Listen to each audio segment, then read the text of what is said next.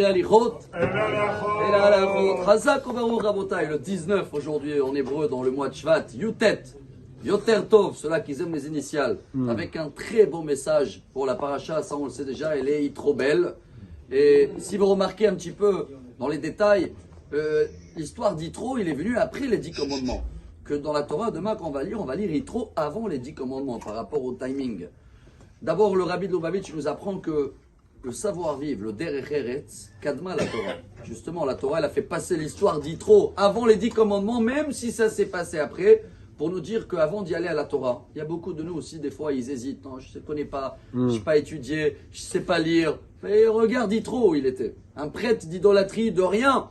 Il est venu, donc, si tu veux recevoir la Torah, alors il ne faut pas être faible et dire je suis incapable, parce que Yitro, il était tellement loin que pas seulement il a reçu la Torah. Les 10 commandements, ils sont dans sa paracha. Mais il y a un très bon message. J'essaie de le partager tous les ans avec mes enfants, avec moi-même en premier. Et Yitro, il donne un conseil à Moshe Rabbeinu parce qu'il le voit toute la journée en train de juger des histoires, des fois des histoires à 2 centimes. Hein. Pour Moshe Rabbeinu, il n'y avait pas des petites histoires. Il fallait donner le temps à chacun, mais il se retrouve sans temps. Et Yitro, il le dit, il faut déléguer. Ça veut dire, regarde, responsable, et des gens qui vont juger les petites affaires, ils vont emmener chez toi les grandes affaires. Moshe, il accepte. Hein. Et je crois que le beau message aujourd'hui, c'était un message, je ne sais pas qui c'est ce professeur, il y en a qui disent c'était Einstein, mais peu importe.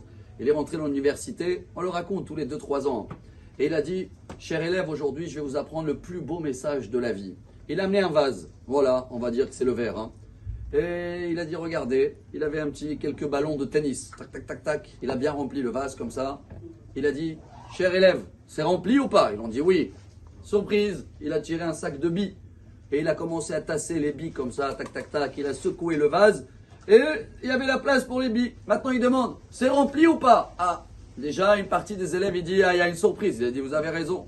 Il a sorti des petits graviers, là, vous connaissez. Tac, tac, tac. Il a commencé à tasser. Il a fait la place. Magnifique. C'est rempli ou pas? Ah, bravo. Un sac de sable. Il a tassé le sable partout. Jusqu'à la fin, ça y est. Rempli ou pas? Oui. Ah, une bonne bouteille de vin. Et il a commencé à remplir comme ça la bouteille de vin. Et il a dit, cher élève, aujourd'hui je vous apprends le plus beau message de la vie. Tout le monde ils en sautaient dire, il y a de la place pour tout. Il a dit, non, ça vous n'avez pas besoin de moi. Et justement, il n'y a pas de la place pour tout. Je vous apprends aujourd'hui que si vous ne faites pas rentrer dans votre vie, d'abord les ballons de tennis et après les graviers. Si vous commencez à l'envers, vous mettez d'abord le vin. Dès que les ballons de tennis ils vont rentrer, tout le vin va déborder. Et si vous rentrez d'abord les billes et les graviers, il n'y a jamais la place après pour les ballons de tennis. Les ballons de tennis, c'est ce qui est le plus important dans la vie. Lui, il a dit d'abord la famille, les enfants. Alors nous, on sait qu'il y a la famille, les enfants, la Torah, le travail. Et quand tu mets tout selon donner l'importance à le plus grand en premier, à la fin de la journée, tu as même la place pour un petit verre de vin.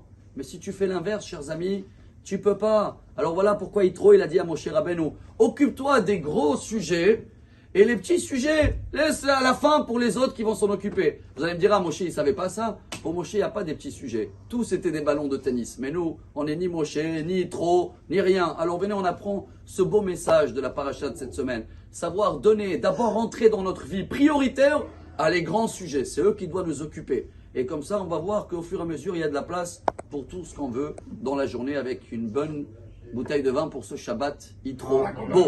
Shabbat Shalom. Amar Rabbi Elazar.